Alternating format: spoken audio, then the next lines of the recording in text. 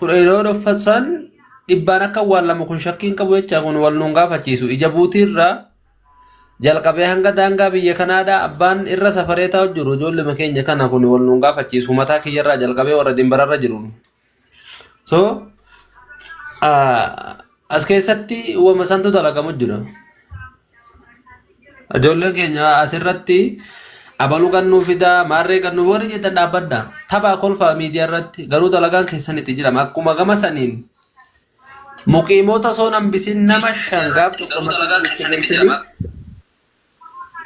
Oggal galfamee miti dayya. Maayikii qabadhaa. Osoo muqiimni nafin nama shanitti erganii mucaan kilaash takkaan shanan isiidhaa ol galchee eeguma mucaan kun dhabame asitti dhihoo tana halkan kaleessaati ol kanneen gaddaadha. Mucaa qobaara fujjuru akka isaan dalagaa lafarraan itti jiran ijoolleen keenya kanarraa quba qabaatuu qaban beeksisuun dirqama. Mucaa walloo tokko qophaa dalaguu jira. Dalagaa isaatu muratee addunyaa arabaatti cufee ashaasaa nyaatee hirriibarra jira. Ijoolleen dhuftee alaa hulaarra daddooti.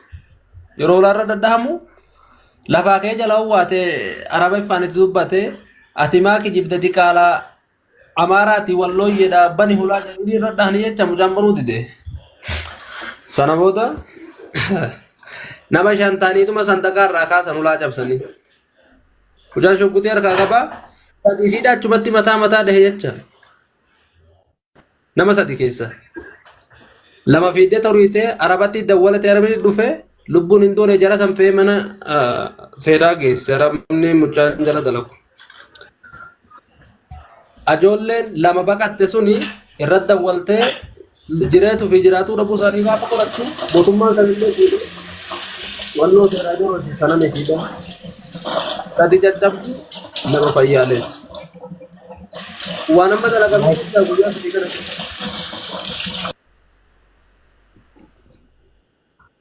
Kuni isa duraan shanan qabaman malee kurreefu kana kamis mishititti guyyaa lama akkana halkan dheengaddaati jecha.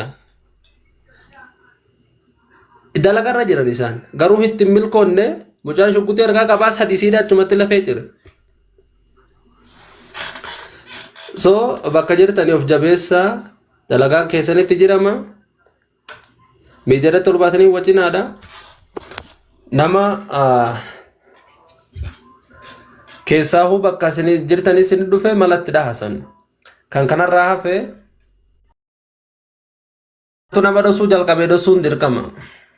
Warra qabdee ol hin baasin keessan dalagaa dalagee malee miidiyaarratti ol hin deemte akkasii akkanaan jechiisin miskiina wachisiisina wallaahi.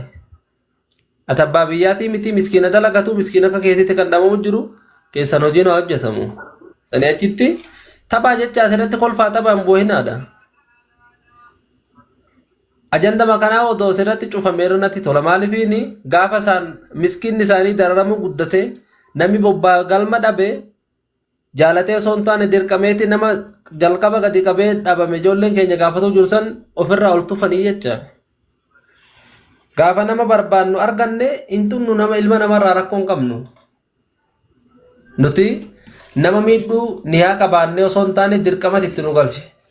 Namni keenya dhabamnaan namni keenya miidhamnaan nama keenya awwaalanii matarra teenyan awwaalameerra taa'amuu jira. Akkasii bakka jirtanitti of eeguu bira darbaati tarkaanfillee fudhadha. Kanuma jecha asirratti immoo wanni jaamu hin jiru tana san isiniin hin jiru.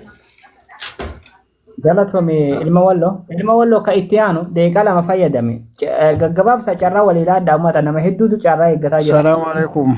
Waalaikum assalaam warahmatullahi wabarakatuh. Salaamu alaikum warahmatullahi wabarakatuh. Anis yaaduma gabaabduudhaan iffadhaa fi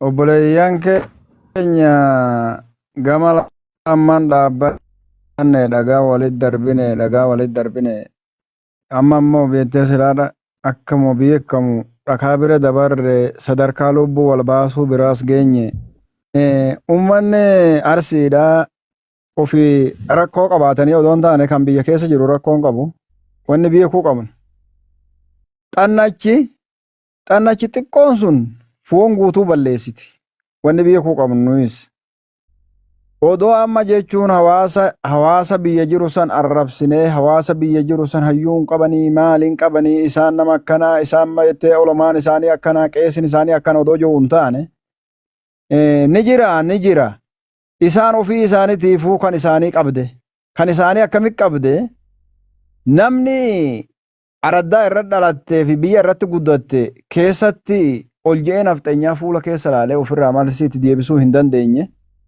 Biyya namaa waggaa dhufte beettee dhiira si godhee babbarooduun tokkoffaa dogongora guddaadha. Of wallaaluudha. Maalummaa ofii wallaaluudha beette. Nuyi ilmaan walloo dhugaa ta'uus soba ta'uus silaa namni miidiyaa kan hordofu inuma laala. Odoo of jejuu fi of dhaaduuf hin taane. Nuyi nagaa kana wallaahi nagaa namni hamma keenya jaalatu jira jee beettee wanni hin jiru jechuu. Naga hin jaalanna ni jaalanna nama ni kabanya yoo tuqamne hoo biyeennee biyettee dubbii tottolfannee akka biyeeratti dubbii tottolfannee dubbii dubbatatu hin biyeennu lolumatti biyeennetti lola akkuma lolatti biyeennetti lolatti amanna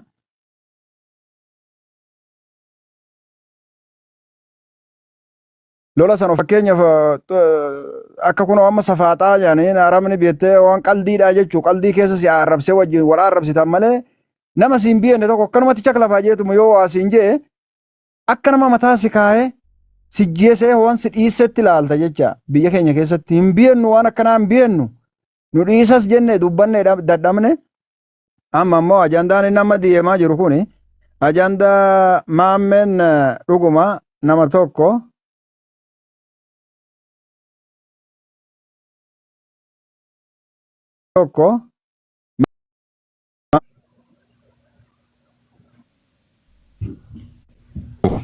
na dhaggeeffadha. Maammeen gaafa inni tumamuu ilaalaa turre mucaan hin jiru lubbuudhaan. Akkamitti wallaahi akkuma yaada kiyyaatti sammuma tiyyaan jecha sammuma tiyya dalasiisee waan kana dubbatu jira. Waan takka iccitii takka dhagayeetiin mucaan akka itti hin jirre mucaan dhayiisa badaa dhahame. Wanni namni illeen ajandaa irratti godhatee mucaa as baasaa jiruuf mucaan dhayiisa badaa dhahame tumamuu badaa tumame. Beette dhayiisa sanii mucaan du'ee jira. Wanni amma isaan as baasanii dubbatuu didan joollee harkaa qabani nama 8 ajjeesan nama maalii ajjeesan nama hangana ajjeesan jaan kuni ani hangaan ijoollee namaan beeku nama tokko gaggaafadhee nama ijoollee qabillee nama tokko nama ijoollee wal quba qabullee gaafadhetti ijoollee arsirraa namni harka namatti du'e hin jiru. Dhaggeeffadha. Haadha gaanii silaa namni kana keessa jira fedhanaa waraabbatanii namni du'e hin jiru. Namni yoo achitti tumamee achi gwaa gadi lakkifame deemee du'uun mala akkamittiin du'one namni dheeyifni hoggaa dhaame namni onnessi dhu'a yeroo saniif oowwituu sanii ni deema namni bakka sanii yeroo deeme qorra kana ofii keenyaaf arguu jirra namni karatti odoo deemuu laafataa dhufaa of dadhabaa dhufaa ni du'a. Beette namni harka namaa keessatti du'e hin jiru isaan mucaa maammee inni ajjeesanii jiran. Yoo mucaa kana gangabbaafnee mucaan du'ee jennu taate jarri kana caalaa biyettee nu fixaa ijoollee harkaa qaban kana ni fixanii sammuu jaraa keessa jirti. Ansiniifan hima. Ana jandaan jarri ittiin deemu barrutti naa galee jira. Nama gariif hin galle maammee jan akkanuma olii gad deemanii. Mucaa ajjeesanii jiran. Odoo jiraate viidiyooma irratti qabaniituma kunooti janiin gad hin dhiifnu kunooti. Ijoollee teenya gad nu dhiisaa jedhan. Mucaa ajjeesanii jiran isaan. Waan mucaan hin jirreef waan ummanni ijoolleen isaaniidha dhiyeen gadda amma nama 9 gadhiisan garee mantuggoratti gadhiisan. Yeroo gadhiisan guyyaan 3 moo guyyaa 4 kadhatanii gaafa dadhaban dhaqanii namni 9 sun akkasumatti deebi'ee qabame. Jecha isaan ofii isaaniitii eessa jiran maaxxawaadii dawaasirra jiran.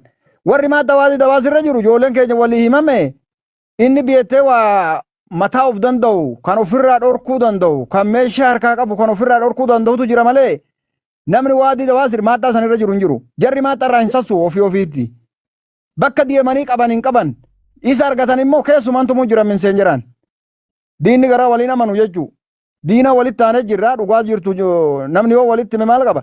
Diina walitti taanee jirraa isaanis waan argatan keessumaan tumuu jiran. Keenya immoo dhossaas hin beeku ashangulliitii kaayyatu sin beeku ifumaan ifatti jecha bidiyoo maanas beetuma dhaijaan akkasuma tumsiisuu jiran maaliifin isaan gaafa calqabaatis jaratu waan kana calqabe argaa turre fammasuu barbaadan beekamtii barbaadan mul'atuu barbaadan hunda isaanidha. Ana amma nama jechuu tuktuukara ta'e jechuu wallaahi aslirraa qabee bakkaan amma jiru tanaan jira. Goolabatti godhi ilma walloo. Goolabaan itti isinii godha isinirra dhiiresse. Ani amma asliin gaafa inni tuktuukara ta'u wallaahi gaafa haaromsa Abiyyi Ahmad gaafa fincila diddaa gabrummaadhaa namni Finfinnee keessatti akkasitti ijoolleen akkasitti dhumtu mana barumsarraa baatee wallaahi bakkaan amma jiru tanaan jira. Ammallee bakkuma saniin jira. Gaafa inni dhalama arrabsanii gandaa wal arrabsanii hundinuu feemasa ta'an. Namni akkuma sanitti ajandama san qabatee deemutu jira ijoolleen isaanii. Manduggoon isaanii kan kana keessa jiru isa biyya jiru tunnu nama isa biyya jiru jecha inni biyya jiru maqaan dhoonnu nama isa biyya jiru inni kana keessa jiru akkuma isaanitti ajandaa barbaada inni kana keessa jiru. Kanaaf obboleeyyan keenya mucayyoon inni maammee ja'aan oolinaa rabbii irraa ammata haa godhuuf mucaan du'ee jira jarri immoo wanni mucaa ol baasee himuu dideef hiccitiin amma isinii hime tanatu jira tanaaf mucayyoo du'ee fi hin jiruu isinitti himuu didan jira janii isin attallaluu jira malee mucaan hin jiru kana jala muraa bara galatoomaa biyyette.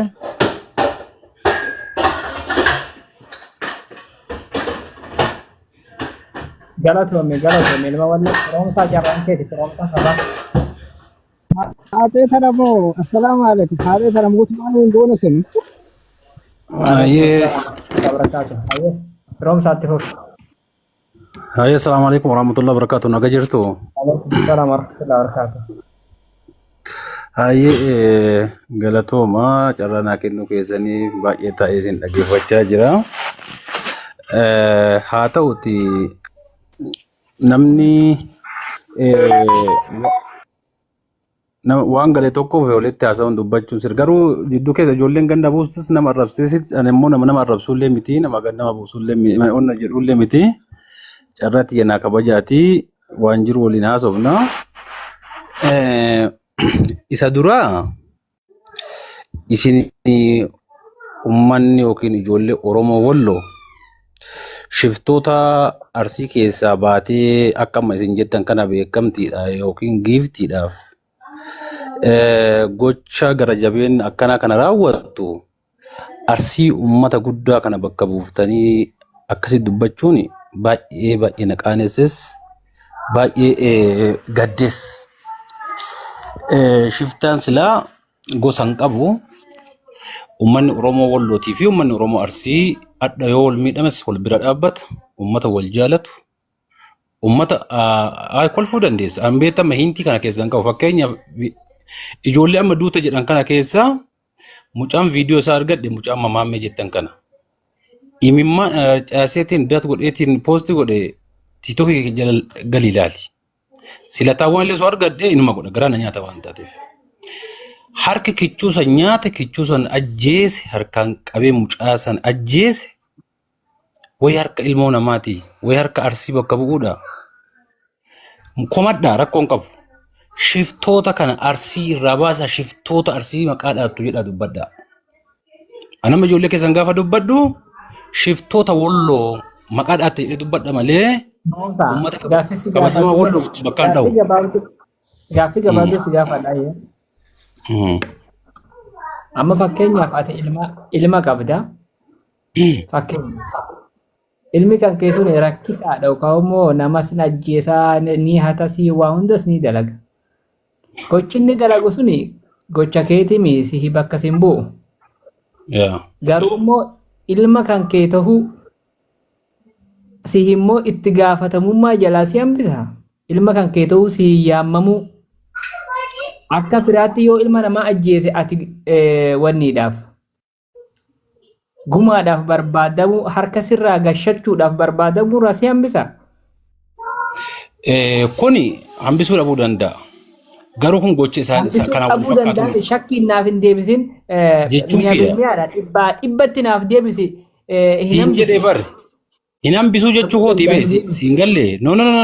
Dubbii reyaalitii jiru si jala karaa qabuun natti hin tolu. Biyyaansi gosti nu akkuma aadattu gosti sunuu gosa dhibii keessa gaafa namni ajjeestu haga gosa dhibii jidduu seentutti ol keessa bahuun hin jiru Oromoo akka duriitti. Kanuma itti biyyaansi waan gaafatamummaa jala naman baasu miti. yaa garuu nama dhugaa nama jala dhossuu miti ilaale oo hubanna taatee biyyaansi namoonni miira keessa jirtan waan feetan jechuu dandeessan ammoo nama miira akkasiiti miti nama guddaadha laala xiinxalleetiin hinti dubbi kana. Yaa haalli jiru isin dubbisuu danda'a akka kanatti isin dubbisuu danda'a. Nuti amma duula akkam geggeessinee shiftoota arsii maqaa dhaatee arsii maqaa balleessu kana kutaa namaa deemee tokko kana